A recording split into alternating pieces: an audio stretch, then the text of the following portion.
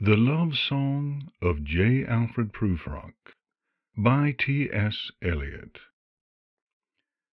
Let us go then, you and I, when the evening is spread out against the sky, like a patient etherized upon a table. Let us go through certain half-deserted streets, the muttering retreats of restless nights in one-night cheap hotels, and sawdust restaurants with oyster shells, streets that follow like a tedious argument of insidious intent, to lead you to an overwhelming question. Oh, do not ask, what is it? Let us go and make our visit. In the room the women come and go, talking of Michelangelo.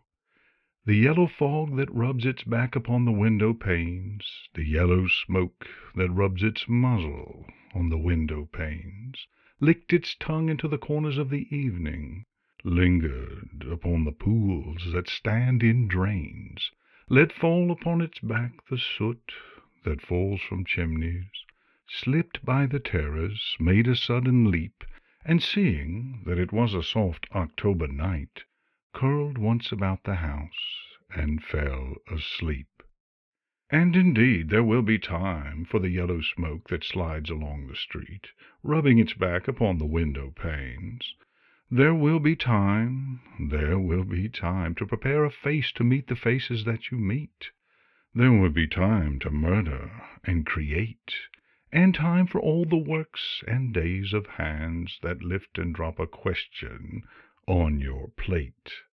Time for you and time for me, and yet time for 100 indecisions, and time for 100 visions and revisions, before the taking of a toast and tea.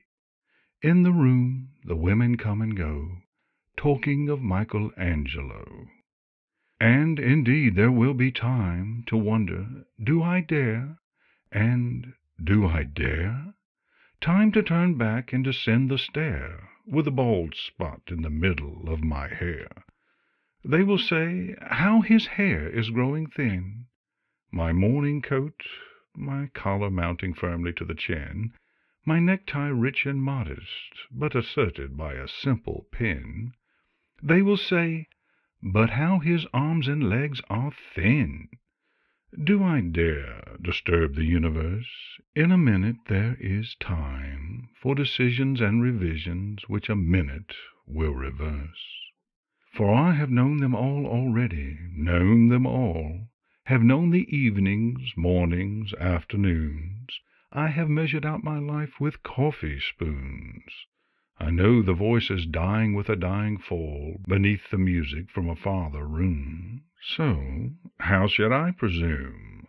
And I have known the eyes already, known them all, the eyes that fix you in a formulated phrase, and when I am formulated, sprawling on a pen, when I am pinned and wriggling on the wall, then how should I begin to spit out all the butt-ends of my days and ways? And how should I presume? And I have known the arms already, known them all, arms that are braceleted and white and bare, but in the lamplight, downed with light brown hair. Is it perfume from a dress that makes me so digress? Arms that lie along a table, or wrap about a shawl. And should I then presume? And how should I begin? Shall I say, I have gone at dusk through narrow streets, and watched the smoke that rises from the pipes of lonely men in shirt-sleeves, leaning out of windows? I should have been a pair of ragged claws, scuttling across the floors of silent seas. And the afternoon, the evening, sleeps so peacefully, smoothed by long fingers, asleep, tired, or it malingers, stretched on the floor here beside you and me. Should I, after tea and cakes and ices, have the strength to force the moment to its crisis? But though I have wept and fasted, wept and prayed, though I have seen my head, grown slightly bald, brought in upon a platter, I am no prophet, and here's no great matter.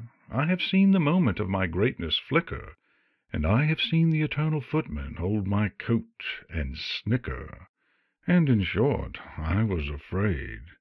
And it would have been worth it, after all, after the cups, the marmalade, the tea, among the porcelain, among some talk of you and me. Would it have been worth while to have bitten off the matter with a smile, to have squeezed the universe into a ball, to roll it towards some overwhelming question, to say, I am Lazarus, come from the dead, come back to tell you all, I shall tell you all? If one, settling a pillow by her head, should say, that is not what I meant at all, that is not it at all. And would it have been worth it after all? Would it have been worth while, after the sunsets and the dooryards and the sprinkled streets, after the novels, after the teacups, after the skirts that trail along the floor, and this, and so much more?